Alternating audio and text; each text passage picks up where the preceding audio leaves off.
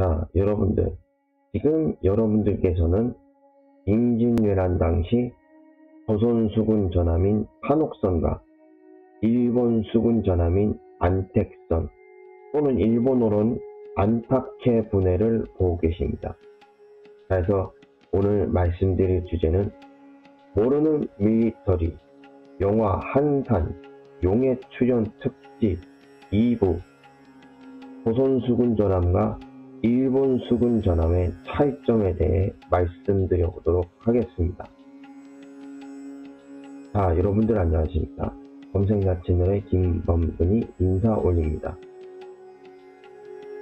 자, 오늘 제가 여러분들께 말씀드릴 주제 같으면은, 그러니까 임진왜란 당시에 조선 수군이 사용했던 전함과 일본 수군이 사용했던 전함, 두 전함의 차이점에 대해서 한번 말씀을 드려볼까 하는데요. 그러니까는 두 전함의 차이점에 대해서 말씀을 드리기 이전에 그 두 전함이 가지고 있는 특징에 대해서도 알아볼 필요가 있겠죠. 그러니까는 두 전함 중에서 조선 수군 전함 같으면은 특징이라고 할 수 있을 만한 게, 이 조선 수군 전함을 보니까는 밑바닥도 그렇고 앞부분도 평평한 구조로 돼 있다 보니까, 아마 영화 한산을 보신 분들은 아시겠지만은 이 조선 수군 전함이 눈으로 봤을 때 밑바닥도 그렇고 앞부분도 이게 평평한 구조로 되어 있다 보니까는, 이 평평한 구조인 선박은 평저 형태다고 해서 평저선이라고 그렇게 부른다 하더라고요. 반면 일본 수군 전함 같으면은 앞부분이 뾰족하고 밑바닥 또한 뾰족한 구조이기 때문에 그런 구조를 가진 선박은 섬저 형태다고 해서 섬저선이라고 불렀다고 할 수가 있겠죠. 그래서 이렇게 특징을 이렇게 말씀을 한번 드려봤고요. 그 특징 말고도 장단점에 대해서도 말씀드려볼 필요가 있겠는데요. 조선 수군 전함 같으면은 기록상으로도 나와 있겠지만은, 제가 알아낸 사실로는 조선 수군 전함 같으면은 이게 구조가 평저선이라서 그런지, 그래서 평평한 구조 때문인지 이게 장점이라고 할 만한 게, 그 자리에서 이제 방향을 바로 바꿀 수 있다는 점, 빠른 방향 전환이 가능했다 하더라고요. 반면 단점으로 거론되는 게 속도가 따라주지 않는다는 점. 아니, 속도는 그렇게 빠르지 않았다고 합니다. 반면 일본 수군 전함 같으면은 그와는 반대로 속도는 굉장히 빨랐다고 나오거든요. 반면에 이게 방향을 바꿀 때 그 자리에서 빠른 방향 전환이 안 되다 보니까는 할 수 없이 유턴을 해가지고서 방향을 바꿀 수밖에 없었다고 하더라고요. 일본 수군 전함 같은 말이죠. 그리고 또 장단점이라고 할 만한 것 중에 하나가, 이거 같으면은 조선 수군 입장에서는 아주 큰 최대 장점인데, 일본 수군 입장에서는 아마 최대 단점이라고 해야 되겠죠. 일본 수군 같으면은 단점으로 적용될 만한 것 중에 하나가 바로 각각의 전함마다 그 화력의 차이점이 난다는 거. 그러니까 화력의 차이점이 난다고 하니까는 그러니까 뭐라고 해야 되나, 이 조선 수군 전함과 일본 수군 전함이 화포를 사용하는 그런 부분에서도 많이 차이가 났다라고 할 수 있겠는데요. 그러니까 이 두 종류의 전압마다 화포를 사용하는 부분에서도 꽤나 달랐기 때문에 이게 영화 한산을 보신 분들은 아시겠지만은 저 같으면은 이 영화 한산을 어제 처음으로 봤었어요. 처음으로 어제 영화 한산을 봤었는데 그래도 아직 기억이 어제 봤기 때문에 기억이 남다 보니까는 특히나 그 영화 한산에서 기억에 남는 장면들 중에서 이번 방송에서도 말씀드릴 수 있는 부분 중에서 그 화포 사용하는 부분 거기에서도 말씀드릴 수 있는 게 이번에는 이번 영화에서는 제대로 고증을 해놨더라고요. 그러니까는 일본 수군도 임진왜란 당시에 일본 수군 전함도 자신들만의 화포를 따로 사용하긴 했거든요. 화포를 따로 사용하긴 했는데 일본 수군 전함 같으면 화포 사용하는 것부터가 조선 수군 전함이 사용하던 거에 비해서는 많이 다르다고 봐야겠죠. 그 부분에서는 진짜 정확하게 고증을 했다고 할 수 있겠는 게 그래서 제가 그 부분에 관해서 이미지를 한번 가져와 봤는데 말이죠.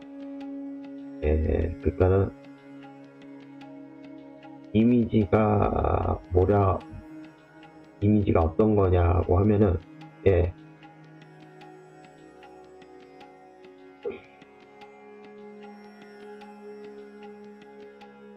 지금 보시면은 이게 영화 한산에서도 그렇고 임진왜란 당시에 일본 수군이 전함에서 장착해서 사용했던 화포라고 하는데 이름을 석화시라고 부른다고 하더라고요.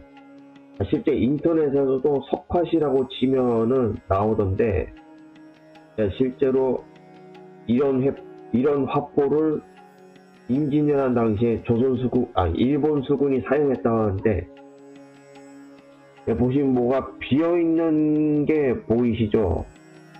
이거에 대해서는 따로 설명드릴 수 있는 것 중에 하나가 이 석화시 말고도 이 석화시랑 비슷한 종류의 화포가 하나 더 있기는 한데 그게 뭐냐면 말이죠. 지금 보시면은 이건 좀 다른 건데 불랑기라는 이름의 포라고 해서 석화시랑은 비슷한 종류의 포라고 그렇게 볼 수가 있겠거든요. 그리고 이 불랑기라는 포도 보시면은 보통의 화포 같으면은 요 구멍 라인을 앞부분을 통해서 포탄을 장전하는데 이 불랑기도 그렇고 이 석화시도 이 두 종류의 화포들 다 뒤로 장전하게끔 되어 있습니다. 이게 보시면은 이게 뭐가 작은 게 있는 걸 보실 수 있겠는데 저 크기가 작은 거를 실제 기록에서도 자포라고 부르고 그리고 저 크기가 큰 화포의 형태를 모포라고 부르는 게 말이죠. 그렇게 부르는 이유가 이 크기가 작은 자포는 자식할 때의 자포라고 하고 크기가 큰 모포는 부모할 때 모포라고 부른다고 하더라고요. 그러니까는 이 크기가 큰 모포는 부모를 뜻하고 크기가 작은 자포는 자식을 뜻하는 말로 그렇게 이제 구분을 해놨고요. 이 크기가 작은 자포는 주로 탄피 역할, 총알의 탄피 같은 그런 역할을 했다고 보실 수가 있겠죠. 그래서 저게 불랑기처럼 당시에 그 석화시란포도 그렇게 불랑기라는 포랑 그렇게 비슷하게 그렇게 사용했다고 하더라고요. 이렇게 해서 당시 일본 수군이 어떤 화포를 사용했는지까지도 이렇게 말씀을 드려봤고요. 그리고 또 뭐가 있냐고 하면은 당시에 물론 뭐 일본 수군이 저런 화포까지 동원했다고는 하지만 그렇다고 해서 조선 수군과의 그 바다에서의 싸움에서 결코 일본 수군이 우위를 점했다고는 볼 수가 없죠. 그럴 수밖에 없다고 할 수 있는 게 이미 영화 한산을 보신 분들은 아시겠지만은 이게 조선 수군 전함 같으면은 이 화포를 사용할 때에 이제 조선 수군의 이제 주력 전함이라고 한다면은 이 판옥선과 거북선을 예로 들 수가 있겠는데, 판옥선, 조선 수군 전함인 주력 전함인 판옥선 같으면은 물론 앞부분으로 포를 장착했겠지만 양옆에도 포를 장착해서 화포를 사용했기 때문에 그만큼 그러니까 조선 수군 전함의 이 화포 사용량이 일본 수군 전함에 비해서 꽤 많았다고 볼 수가 있겠거든요. 양옆에까지 포를 달아서 쐈기 때문에. 반면에 일본 수군 전함 같으면은 설령 화포를 사용할 수 있었다 하더라도 맨 앞부분에 딱 두 문, 그 두 개밖에 사용을 하지 못했다 하더라고요. 왜 그런지 제가 또 알아보니까는 이게 따로 알아낸 사실로는 기록에도 나와 있을 수 있겠지만은 따로 알아낸 사실로는 일본 수군 전함 같으면은 이게 구조상 뾰족한 첨저 형태라는 구조 때문이어서 그런지 실제로 조선 수군 전함처럼 양옆에다가 장착하고서 포를 쏘게 되면은 그 화포의 그 반동에 의해서 오히려 일본 수군 전함은 오히려 심하게 반동해서 심하게 흔들릴 수도 있다고 하더라고요. 그런 단점 때문인지 할 수 없이 맨 앞자리에 딱 앞부분에 딱 두 문의 포를 놓고만 사용할 수 없었다고 저는 그렇게 알고 있습니다. 그리고 또 이거 말씀드리지 않은 것 중에 일단은 조선 수군 전함과 일본 수군 전함의 그 종류별로도 알아둘 필요가 있겠는데요. 그래서 그거에 대해서 그러니까는 말로 설명하기보다는 아마 이 그림을 보고서 이미지를 통해서 설명해 드리는 게 낫다고 할 수 있겠죠. 그래서 이렇게 이미지를 보여드리자면은 잠시만요. 작게 이렇게 이미지를 보여드리자면은 조선 수군 전함 같으면은 거북선과 판옥선 이 두 전함이 당시 이제 조선 수군이 자주 사용했던 주력 전함이라고 본다면은 일본 수군 전함 같으면은 딱 세 종류가 이렇게 나와 있는데 그 중에서 왼쪽에 좀 전에 맨 처음 언급해드렸던 아타케 분해가 있고, 또 가운데에 세키 분해가 있고, 또 오른쪽에 고바야 분해 또는 고하야 분해라고 해서 일본 수군 전함은 이렇게 딱 세 종류가 있겠는데 말이죠. 근데 여기서 잠시 좀 크게 좀 해드릴게요.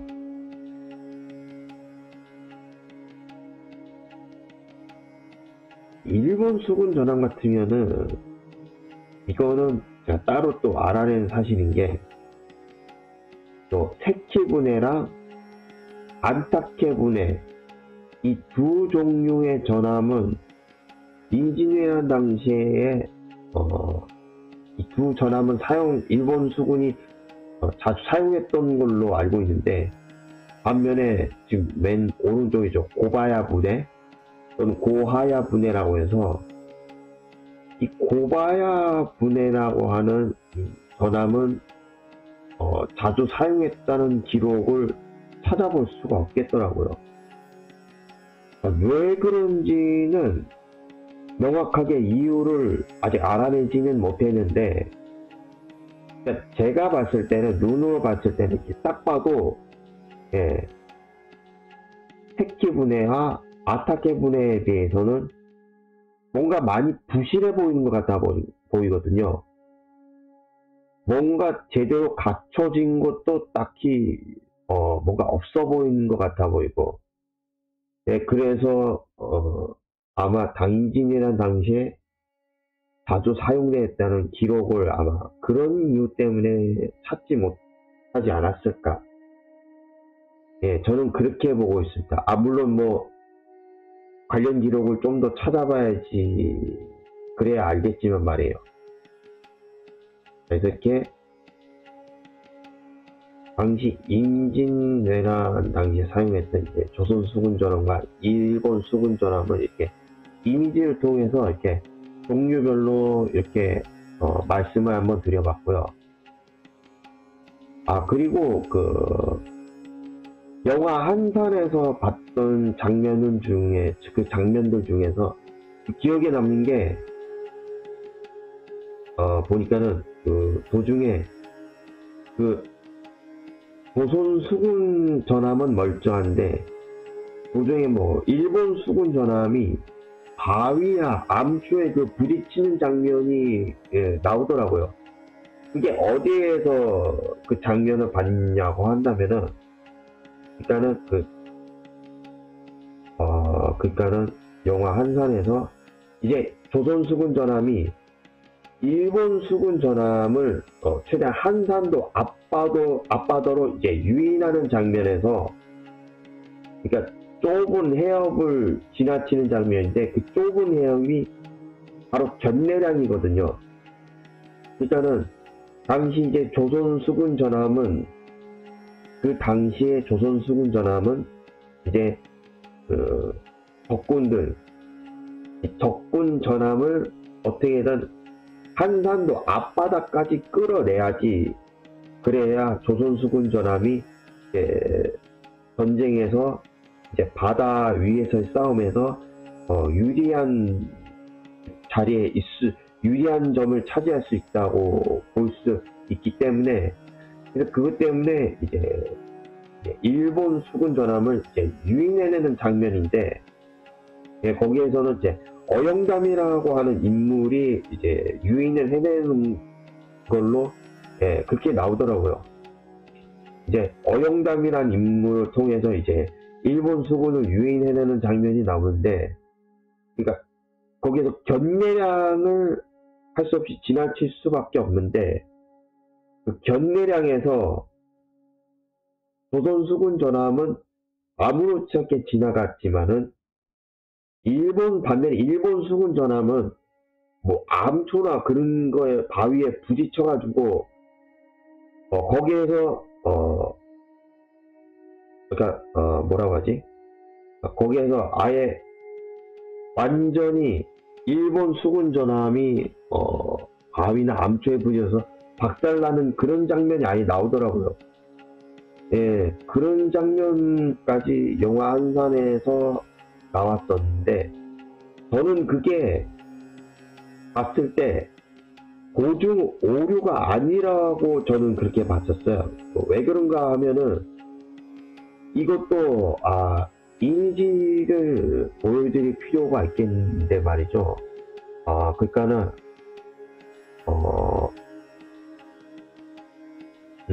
뭐냐면 말이죠.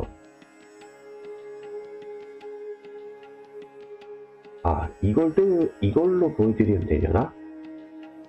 아,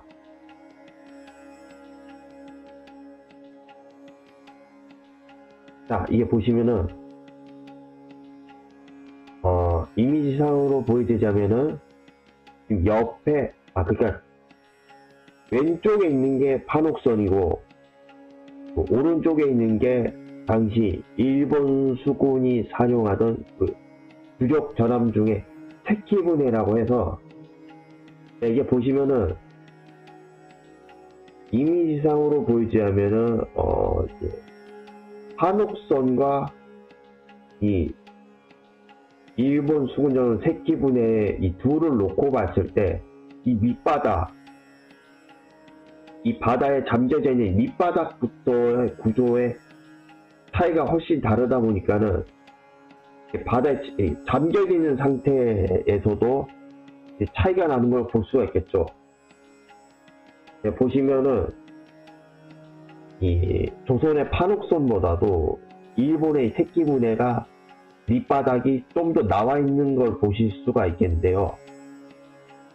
그러니까는 이런 구조의 차이점, 조선 수군 전함과 일본 수군 전함이 가지고 있는 구조의 차이점, 이것 때문에 그렇게 일본 수군 전함이 바위와 암초에 부딪히는 장면이 나오지 않았을까, 저는 그렇게 보고 있습니다.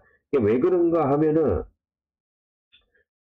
이거는 사실은 제가 어릴 적에 봐가지고, 물론 아주 어릴 적에 보긴 했지만 아직까지도 기억에 남는 이미지긴 하거든요. 그러니까 무엇을 봤냐고 하면은, 이거는 영화 한산에서도 나오지 않았던 건데, 실제로 당시 그 조선 수군 전함이 일본 수군 전함을 상대로 활용했던 전략 중에는, 이제 말하자면 그 큰 쇠사슬을 활용한 그런 전략을 펼쳤다고도 알고 있는데, 그러니까 그 쇠사슬을 가지고 어떤 전략을 펼쳤냐고 한다면은, 그러니까 말하자면은 그 바다에서 그 섬과 섬 사이에 있는, 만약 좁은 해협이 있다고 한다면은, 그 좁은 해협을 이루고 있는 그 섬과 섬 사이로 이렇게 쇠사슬로 이렇게 쳐져 있으면은, 실제로 조선 수군 전함 같으면은 쇠사슬에 걸리지 않고 그냥 지나갈 수 있었다 하더라고요. 그러니까 이 밑바닥이 워낙 평평한 데다가, 지금 이미지로 보시면 이렇게 일본 수군 전함에 비해서 이렇게 나와 있지 않기 때문에. 근데 반면에 일본 수군 전함은 밑바닥이 저렇게 나와 있다는 그 이유 때문에 쇠사슬에 걸렸다고 하더라고요.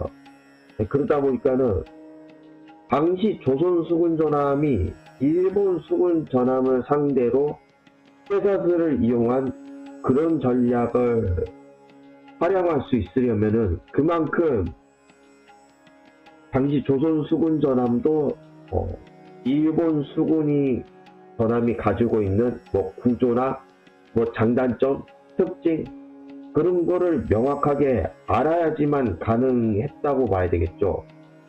그게 아니면은 그런 전략을 활용하는 게 가능했을까? 저는 그렇게도 보고 있습니다. 그러니까 이게 이런 부분에서 봤을 때 이제 나올 수 있는 말이, 적을 알고 나를 알아야 백전대승 또는 백전불패라는 말이 어떻게 보면 또 이런 부분에서도 적용될 수 있는 그런 말이지 않을까. 그렇게도 볼 수가 있겠죠. 그리고 또 뭐가 있냐고 하면, 뭐가 있을까, 또,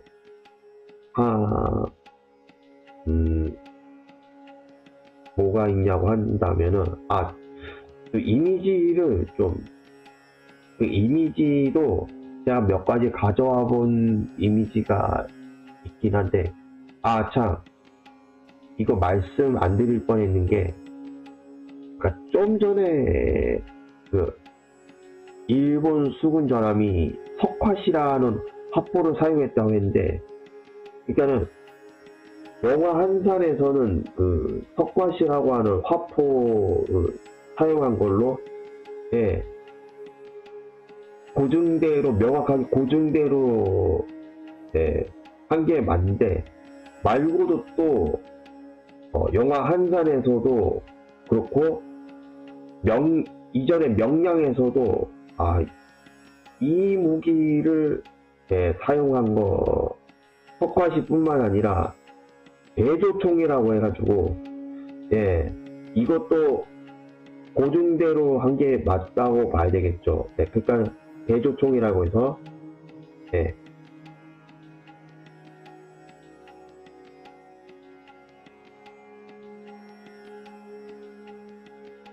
이미지를 좀 보여드리자면은, 자, 지금 여러분들께서 보신 게, 이게 당시에 그 임진왜란 당시에 일본 수군이 사용했다는 대조총이라고 해서, 이번 한산에서도 나왔는데 말이죠. 지금 보시면은 이거는 영화 명량에서 이 장면이 나왔던 것 같은데, 한산에서도 나왔던 걸 알고 있거든요. 보시면은 영화 명량에서는 이제 이렇게 대조총을 사용하는 걸로 이렇게 나오는데, 지금 이 이미지는 보시면은 이제 실제 일본에서 무슨 뭐 축제나 뭐 그런 때에 일본에서도 뭐 축제 기간 그런 시기에 이렇게 뭐 행사나 그런 데에서 이제 뭐 조총 쏜다든지 이제 대조총을 쏘는 아무튼 뭐 축제 기간에 그런 게 있다고 하더라고요. 현재 일본에서도 말이에요. 보시면 이게 대조총이라고 해서 이렇게 쏘는 장면을 이미지를 통해서도 보실 수 있습니다. 그러니까 인터넷에서도 대조총을 치면은 저런 이미지가 나오거든요. 그리고 또 이미지 중에서도 또 뭐가 있냐고 한다면 말씀 안 드릴 뻔한 게 그러니까는 진짜 좀 전에 맨 처음에 안타케 분해를 소개해드렸었고 세키분해까지 소개해드렸었는데, 그러니까 당시 일본 수군이 임진왜란 당시에 사용하던 주력전함으로, 그러니까는 안타케 분해, 세키 분해 이렇게 있는데, 근데 세키 분해 같으면은 말이죠. 그러니까 당시에 그 일본 수군이 사용하던 주력전함으로 세키 분해라는 배가 있긴 했겠지만은 당시에 그러니까 조선 수군의 주력전함이었던 판옥선과 이 세키분해 둘을 놓고 보자면은 아마 세키부대라고 하는 이 배를 당시 이제 조선 수군의 주력 전함이었던 판옥선하고 놓고 보기에는 이 세키부대라고 하는 일본의 주력 전함은 좀 이게 주력 전함으로 보기가 좀 그렇다고 좀 보고 있거든요. 저는 이게 뭐 때문에 그러냐고 한다면은 이것도 이미지를 통해서 말씀드리는 게 훨씬 더 편하다고 할 수 있겠는 게 그러니까 뭐냐면은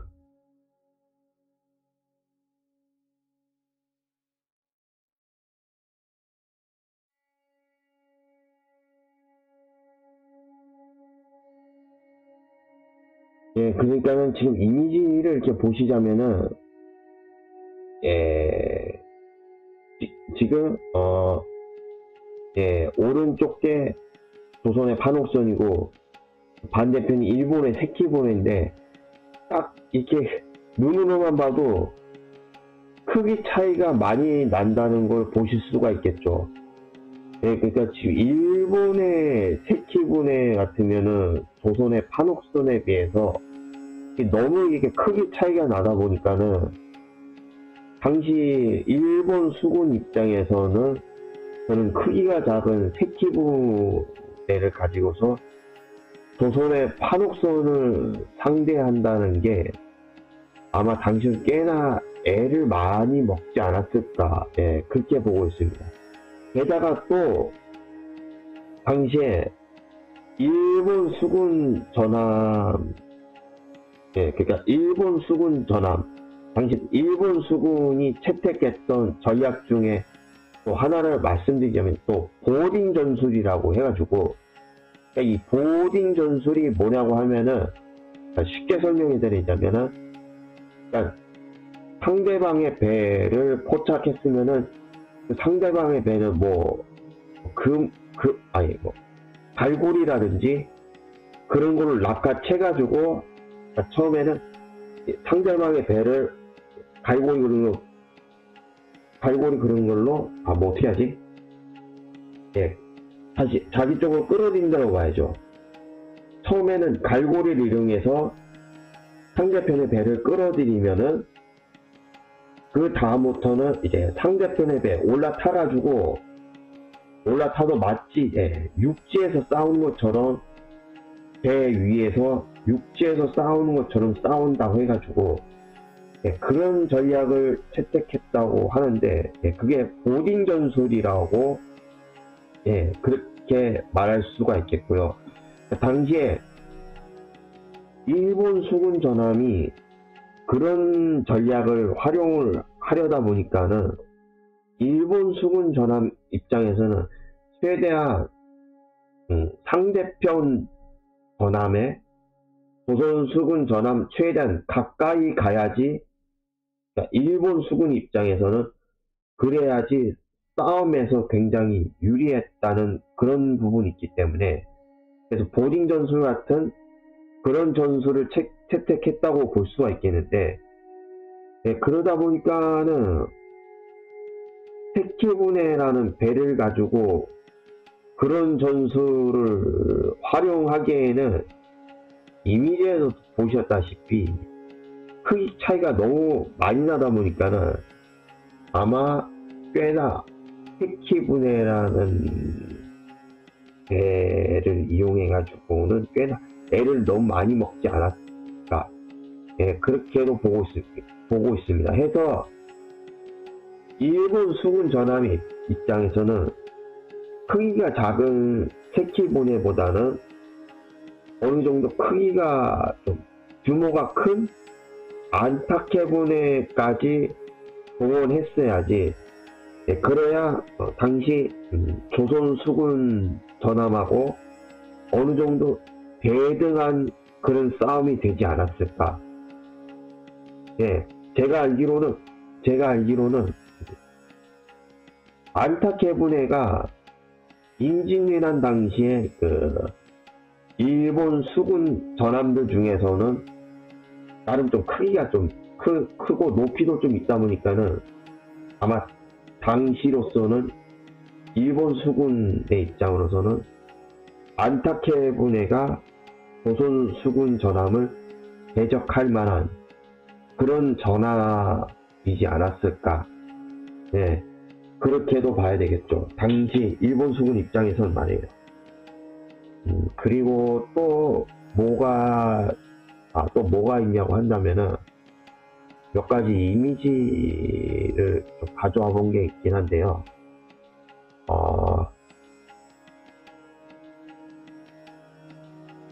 뭐가 있으려나?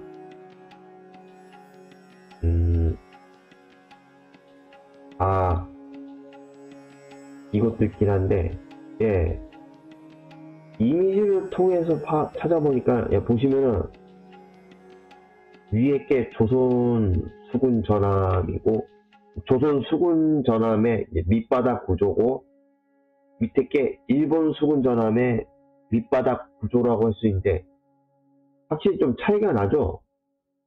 예, 딱 봐도 구조의 차이가 난다는 걸 볼 수 있겠고, 아, 또 이미지를 가져온 게 또 뭐가 있냐면은, 아, 음,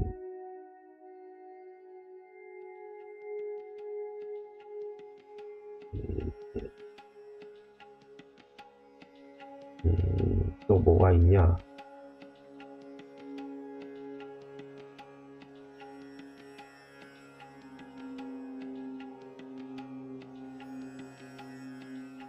아, 그리고 또 이런 것도 있는데, 보시면 이게 평저선과 첨저선의 저기 뭐 단면 구조라고 해야 되겠죠. 네, 이렇게 이제 구조 이렇게 단면으로 통해서 이게 구조가 어떻게 되어 있는지 이게 설명 가능한 이게 이미지도 있어서 한번 이렇게 찾아봤는데요. 지금 보시면은 이렇게 물에 띄어져 있는 상태에서 놓고 봤을 때 밑바닥에 가라앉아 있는 정도가 어떻게 되는지 이렇게 눈으로 딱 봐도 아실 수가 있겠죠. 보시면은 평저선보다 첨저선이 확실히 많이 가라앉아 있는 상태인 거를 보실 수 있겠고요. 그리고 이거는 이 첨저선의 구조 같으면은 일본 수군 전함의 구조는 아니고 아마 다른 선박의 구조, 다른 나라에 사용하던 그 배의 구조가 아닐까 그렇게도 보고 있습니다. 그래서 이렇게 평저선과 첨저선의 이런 구조에 관해서도 이렇게 이미지를 보여드려 봤고요. 아, 그리고 이거는 판옥선에 관한 내용인데요. 그러니까는 당시에 판옥선이 임진왜란 당시에 조선 수군의 주력 전함으로 활용됐지만은 거북선과 함께 말이죠. 근데 이 판옥선에 관해서 이게 딱 알아보니까는 말이에요. 이게 판옥선이라는 전함이 만들어진 시기가 알아보니까는 이제 명종 때에 만들어진 걸로 알려져 있더라고요. 그러니까는 제가 이 말씀을 드리는 이유가 판옥선이라고 하는 선박이 명종 때에 만들어졌다고 하니까는 실제로 명종 다음으로 임금이 된 인물이 바로 선조 임금인데, 바로 이 선조 임금이 제외하던 때에 임진왜란이 일어났잖아요. 그러니까 이 말은 뭔 뜻이냐고 한다면은 이 그러니까 명종 다음에 선조라는 인물이 왕이 됐고, 그 선조라는 인물이 왕이었을 때 임진왜란이 일어났기 때문에 판옥선이 만들어진 시기가 그렇게 오래되지 않았다고 봐야 된다는 거예요. 그러니까는 명종 때에 판옥선이 처음으로 만들어졌고, 명종 다음이었던 임금이 선조이고, 또 선조 때에 임진왜란이라는 큰 전쟁이 일어났기 때문에 만약에 명종이 제위하던 때에 판옥선이라고 하는 임진왜란 당시에 그 주력 전함으로 활용하던 판옥선이 명종 때 만들어지지 않았다면은, 그렇다고 한다면은 당시 임진왜란 당시에 일본 수군 주력 전함들을 상대로 해서 과연 전쟁에서 승리할 수 있었을까? 솔직히 그런 의문도 들기도 합니다. 예, 저 스스로는 말이에요. 그래서 오늘 이렇게 조선 수군 전함과 일본 수군 전함이 가지고 있는 그런 차이점에 대해서도 방송을 통해서도 말씀드려 봤고요. 예, 다음번에도 뭐 모르는 밀리터리에 관해서 아직 뭐 알려지지 않은 이제 밀리터리에 관한 내용을 통해서도 방송을 해드릴 테니까 말이죠. 그래서 오늘 저는 이만 여기에서 마치도록 하겠습니다. 자, 해서 저는 오늘 여기서 이만